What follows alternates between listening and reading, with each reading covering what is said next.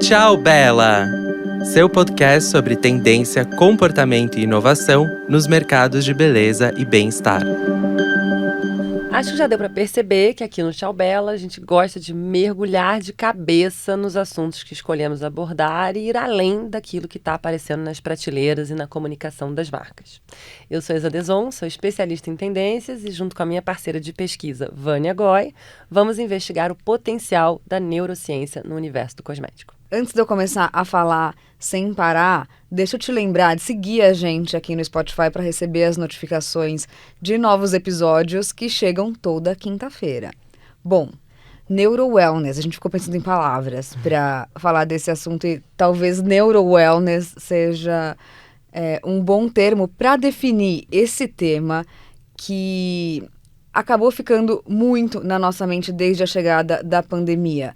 Por quê? A gente se deu conta que saúde tem a ver com o nosso estado físico, mas não só, saúde tem tudo a ver com o nosso estado mental, com as nossas emoções, como é que a gente lida com tudo que está acontecendo. Nos últimos anos a gente vem falando de neurocosmética, um desses novos termos, que significa que a gente pode passar um creminho, por exemplo, de forma tópica, ou seja, você vai passar na pele, mas que ele vai ter impacto sobre os seus neurotransmissores. Ou seja, a gente está combinando um pouco de dermatologia com neurociência num só potinho. O mais interessante é enxergar esse potencial de combinar as duas coisas. Então, mobilizar seu cérebro e também mobilizar as suas emoções com algo que faz parte um pouco da rotina, né? E esse mercado tem nome, gestão de estresse.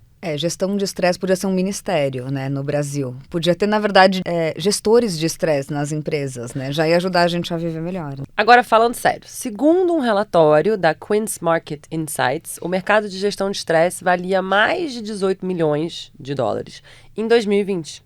E deve ter um crescimento de cerca de 3,5% por ano até 2030. É coisa pra caramba. E aí a gente não vai falar mais de skincare, né? A gente vai falar de stress care. Bom, todo mundo já sabe que eu sou chegada num termo tendencinha, mas vamos lá. Com o progresso da neurociência, conseguimos compreender melhor as ligações entre o sistema nervoso, o cérebro e a saúde da pele. Com o aumento nas comprovações científicas, a conversa está ficando mais concreta e menos, vamos dizer assim, esotérica, né? Por exemplo, a nossa pele possui uma rede neural complexa que contém nada menos que 800 mil neurônios e 11 metros de nervos e cerca de 200 receptores por centímetro quadrado. Uma loucura. Acho curioso você falar isso, porque quando a gente pensa em neurônios, a gente automaticamente pensa que tá tudo no cérebro, mas não, tá tudo espalhado pelo nosso organismo todo. Mas antes da gente falar dessa combinação de skincare com neurociência, acho que a gente pode elaborar um pouquinho mais da onde a gente veio e por que isso soa como novidade. Um dos livros super interessantes do neurocientista Antônio Damasio, que é, na verdade, de 2012, chama O Erro de Descartes, fala justamente sobre isso, porque Descartes é meio pai da filosofia moderna e talvez um dos responsáveis por separar a gente de corpo e mente, quando, na verdade, a gente é uma coisa só. E nesse livro, o Antônio diz que a gente não pode desassociar razão de emoção, que inclusive para a gente tomar decisões mais sábias e mais precisas, essas coisas precisam andar juntas. Então, através da neurobiologia, ele consegue explicar a importância das conexões que a cultura ocidental costuma descartar ou separar, como mente-corpo, razão-emoção, biologia, cultura, e na verdade tudo isso funciona junto e misturado, né? Seguindo a mesma linha de raciocínio, o psicólogo lacaniano Paul Ekman também constatou, através de argumentos científicos, a importância de conseguirmos ter consciência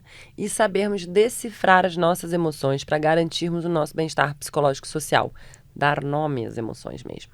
Já o físico Leonard Mlodinow, espero ter falado direitinho, faz paralelos interessantíssimos entre psicologia e neurociência. Ele publicou um livro chamado Emocional, como nossas emoções moldam o nosso pensamento, uma tradução totalmente livre aqui nossa, porque ele ainda não foi lançado no Brasil, e nesse livro ele comprova que a emoção é tão importante com a razão.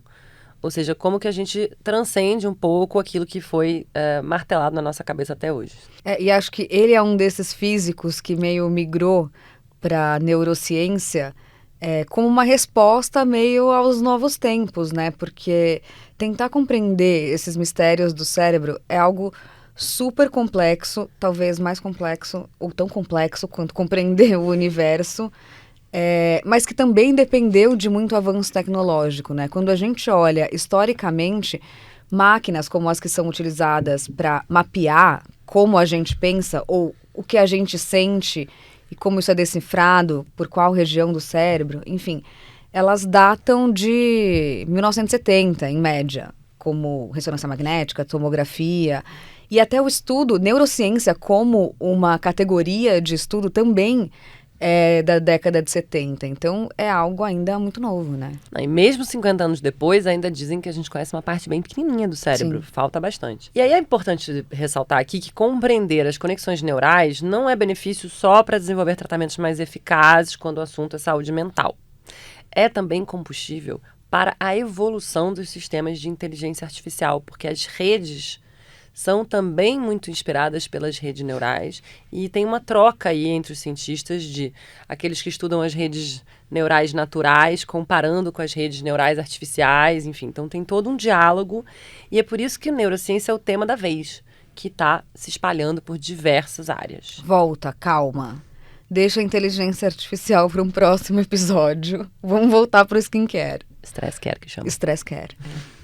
Bom, neurociência é algo que tem contribuído, inclusive, para as pesquisas e para os estudos relacionados à psicodermatologia, que também é um termo relativamente novo, mas que combina os campos da psicologia com os da dermatologia, para a gente entender como, por exemplo, o estresse tem muito efeito sobre a nossa pele. Porque apesar de soar novo, né, os estudos nessa área ele já têm mais de 30 anos. E o significado dele é muito mais antigo, porque intuitivamente a gente percebe e a gente sabe que existe uma forte conexão entre a sua pele e o seu estado interior. Né? Momentos de estresse, de pico, de ansiedade, de questões maiores, o quanto que isso afeta o aspecto da nossa pele, afeta tudo isso. Só que agora, finalmente, surgem teorias científicas que comprovam essa ligação. Então, para de ser um papo também só de percepção para ser um papo quantificado, né? Acho muito interessante acompanhar, por exemplo, algumas teorias que falam que os tecidos embrionários que dão origem ao nosso sistema nervoso também dão origem à nossa pele. E aí a gente pode pensar que, ao tratar nosso corpo com experiências sensoriais agradáveis, a gente tem resultados externos e visíveis aos olhos, assim como resultados no nosso bem-estar. Enfim, é muito mágico, né? Porque tá tudo conectado. E tá tudo conectado não só a estética, mas a forma como a gente se sente e como isso reverbera do jeito que a gente se expressa, né? Total, e explica muito. Por exemplo, né, condições como dermatite, coisa que eu experimento, e urticária, elas são agravadas e podem ser desencadeadas pelo estresse. Sim. Já é comprovado que a adrenalina, cortisol, substância P, são hormônios do estresse aí, são realmente responsáveis por 9 das 10 principais preocupações de pele, inclusive o envelhecimento precoce. A gente vive uma rotina super acelerada, um acúmulo de funções diárias ou mesmo de mudanças bruscas no dia a dia que podem resultar em agravantes psicológicos como ansiedade, estresse, distúrbio do sono e, consequentemente, impactam no aspecto da pele e também, por exemplo, do cabelo. Queda exagerada de fios, acne, mancha, olheira, flacidez, são alguns dos fatores que podem surgir naturalmente, claro, porque a gente está envelhecendo, também podem aparecer de acordo com a nossa herança genética, mas elas podem ser muito potencializadas pelo nosso estado emocional e psicológico, né? A gente somatiza tudo. Que nem com a dor, quando a gente comentou no episódio de dores crônicas, né? Fica a dica para ouvir, inclusive. Exatamente. Então não é à toa que as marcas de beleza estão começando a desenvolver os tais dos neurocosméticos. Esses produtos que têm benefícios para além do funcional. Não é de se espantar que os rituais de beleza, né, demonstram o desejo da gente nutrir a mente e o corpo, e especialmente em momentos de estresse. Eu tô falando aqui como uma das primeiras pessoas que começou a falar de ritual e ritualizar o dia a dia, o skincare e o autocuidado que eu conheço.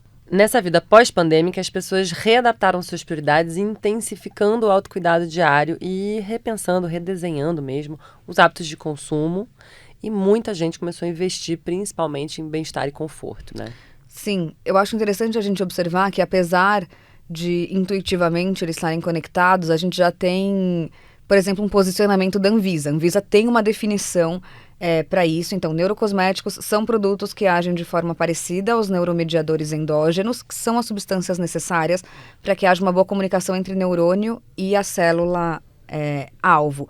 Esse é um movimento ainda bastante inicial, perto do potencial que tem, mas já acho muito legal se a Anvisa está preparada, né, para talvez regular esses produtos. Dá para sentir que é um caminho que vai se expandir bastante. Mas o fato é que a gente está começando a investigar essas interações entre pele e sistema nervoso. E a ideia é que no futuro você use produtos que façam o seu cérebro te ajudar a ter uma pele mais bem cuidada e vice-versa, né? Pois é, a coisa está ficando muito sofisticada, né? Os avanços tecnológicos associam algoritmos de inteligência artificial, lá venho eu de novo com a inteligência artificial, a métodos de monitoramento eletrofisiológicos. Ou seja, isso significa que a gente esteja cada vez mais munido para mensurar e quantificar a emoção das pessoas quando elas aplicam um produto que possui os efeitos benéficos desse tal bem-estar integral que está cada vez mais difuso, né? Então a gente quantifica e não só fica na teoria do que aquilo está fazendo. Não, isso muda radicalmente a percepção do que é performance, né? Porque não é só o que faz na mancha, na ruga, mas como que, por exemplo, um creme vai ter impacto nas suas emoções, no seu estado de espírito, cientificamente comprovado, não só de percepção pessoal, né? Porque eu, por exemplo, adoro fazer uma rotina de skincare. Me sinto muito melhor depois disso. Não consigo quantificar o quanto isso, de fato, faz parte de uma comunicação com o meu cérebro que envia esse tipo de código para o meu corpo, né? Então, já é possível, né, e cada vez mais acho que vai ficar muito sofisticado isso também, mapear como que determinados ingredientes ou fragrâncias, quando eles estão presentes nessas fórmulas cosméticas, estimulam a síntese e a liberação de neurohormônios que mexem com o nosso humor e podem causar ações que vão do relaxamento à superestimulação. Os ingredientes que mostram atividade no sistema nervoso cutâneo e ajudam a combater o estresse da pele também estão relacionados ao seu envelhecimento, como eu falei lá no início. Vamos entender melhor isso. Bom, resumo da ópera. Quem sair com vantagem nessa corrida de descobertas de ingredientes, vamos chamar assim, neurorelaxantes, vai se dar muito bem. Além de ativos que previnem o envelhecimento, pesquisa de ingredientes neurocosméticos que ajudam na sensibilidade da pele também estão bombando. Outro mercado, como você havia dito, que pode se beneficiar dessa combinação é o de perfumaria, né? Porque as fragrâncias têm um acesso privilegiado ao nosso cérebro. A gente demora microsegundos para sentir um cheirinho e ter uma lembrança imediata. E um estudo apontou que 75% das emoções que a gente gera diariamente são afetadas pelo cheiro. A resposta científica para isso é que quando a gente sente um cheiro, ele ativa o nosso sistema límbico no cérebro, que é onde nascem e são registradas as nossas emoções. A Firmenich, que é uma casa de fragrância suíça, uma das maiores do mundo, estuda esse assunto há mais de 25 anos e eles desenvolveram um programa que chama Emotion, que é tipo emotion com on, para ajudar os clientes a criarem um mix de produtos que tenham fragrâncias assertivas e que sejam absolutamente capazes de despertar bem-estar. Tem uns exemplos bem legais de perfumes com propósitos de estimular diferentes emoções e sensações. Um deles é da empresa de suplementos e fragrâncias, a Nuco, que é uma marca de nicho, e os perfumes dela são funcionais. E aí, no ano passado, eles lançaram o Forest Lungs, que é, como dizer, pulmão da floresta, que promete reduzir o estresse e a ansiedade através da réplica do fitonídeo, um composto emitido pelas árvores que reduz esses sintomas. Ou seja, não é à toa que quando você entra numa floresta e começa a caminhar, e aquilo que os japoneses chamam de forest bathing, que a gente já falou por aqui no Tchau tipo Bela. Banho de floresta, chique esse termo, né? Outra marca que a gente adora é a Loom Beauty of Calm, e é muito bom esse termo, né? Beleza da calma. É uma marca de psicodermatologia que promete combinar ativos vegetais em formulações clean para uma pele livre de estresse. É isso que a gente quer, gente. Uma pele livre de estresse. Não é mancha, ruga, flacidez. A gente quer uma pele livre de estresse. Enfim, eles criaram um complexo de ativos que chama Tree Serene. São 3 ativos para a serenidade. Que combina extrato de cannabis com um tipo de alga marinha e uma flor chamada Wild Indigo para essa stress-free skin. Mas a gente tem exemplos bons brasileiros, né? Tem, super. No Dia dos Namorados, a Natura explorou o campo da neurociência para lançar a fragrância Beijo de Humor, em que as versões feminina e masculina podem ser personalizadas por um elixir exclusivo que chama Humor Mais Beijo, despertando sensações, melhorando o humor e até aumentando a vontade de beijar, gente. Cuidado do carnaval. Esse é bom, hein? Exatamente. Que perfume que você vai hoje? Amor. Humor. A marca diz que a neurociência, inclusive, abriu caminho para novas maneiras de surpreender e estimular sensações positivas, criando uma experiência olfativa única de bem-estar, mas também de autoconfiança. Isso é muito bacana. Outro exemplo muito legal que a gente participou do desenvolvimento é a linha de sérums noturnos da Mina, que é um veículo que fala sobre bem-estar e que agora tem um portfólio de produtos criados justamente com esses ingredientes que prometem renovação celular, mas também uma renovação no estado de espírito emocional, cerebral, porque os cheiros ativam regiões específicas do cérebro. Neurocosmético brasileiro. E aí também a Care Natural Beauty, que lançou recentemente um óleo facial noturno com benefícios parecidos, né? A gente falou sobre cuidado com cabelo também, e tem 2 bons exemplos disso. Tem uma marca polonesa que chama Arcana, que tem uma linha extensa de neurocosméticos, que contém um neuropeptídeo, que chama W3, que foi baseado, enfim, num prêmio Nobel. Eles são super tech do laboratório, que tem foco em regenerar a pele, mas também o cabelo. E eles afirmam que ele estimula o crescimento dos fios e também ajuda a reduzir a queda. E a Cris Dias tem a NutriCare, né, que é não é para queda, no caso, especificamente, mas ajuda a relaxar, porque a fórmula usa linalol, uma substância presente no óleo essencial da lavanda. Um clássico, né, do relaxamento. O clássico. Para ativar, né, e ele ajuda a ativar um neurotransmissor específico no cérebro, proporcionando efeitos de tranquilidade, coisas assim que nem a gente usa lavanda, pelo menos eu uso lavanda, por exemplo, na cama, para ajudar a relaxar, e outras medicações calmantes nesse sentido. Além de perfume do beijo, tem Make da Alegria no Brasil, né? Sim, a linha Makes Me Happy da Boticário lançou batons com fragrâncias que estimulam a sensação de felicidade e bem-estar, gente. Acho que esse nosso interesse por neurociência vem de uma necessidade meio de racionalizar coisas que talvez a gente já sinta, né? A gente aqui é super da intuição, das sensações, então tá achando muito gostoso de acompanhar esse desejo por quantificar de verdade o que a gente sente. Como a gente falou no início desse episódio, sobre esse estudo ser considerado a nova física dos cientistas, porque hoje em dia tá mais fácil explicar o sistema solar do que assuntos tão íntimos e tão pessoais de cada humano, como, por exemplo, quais são os gatilhos que nos despertam determinadas emoções ou de que maneira diferentes grupos de pessoas, por exemplo, encaram religião, que tem tudo a ver com essa sensação de conexão e bem-estar, né? Isso faz total sentido. Não é de hoje que as ciências humanas também tentam explicar de forma racional, através de diversas pesquisas acadêmicas, a importância não da religião em si, mas da espiritualidade. Jung, que foi um grande estudioso do caso, mas bem antes dele já haviam pensadores e cientistas que procuravam comprovar matematicamente a existência de uma figura como Deus, isso desde o século XVII, com Descartes, por exemplo. Ou seja, a gente quer mais do que mensurar a emoção que o creminho nos faz sentir. Dá para mensurar espiritualidade? Então, os estudos são embrionários, tá? Mas cientistas e médicos do Brigham and Women's Hospital de Boston descobriram, em julho do ano passado, um circuito neurológico em nosso cérebro que pode vir a estar conectado com as elaborações espirituais.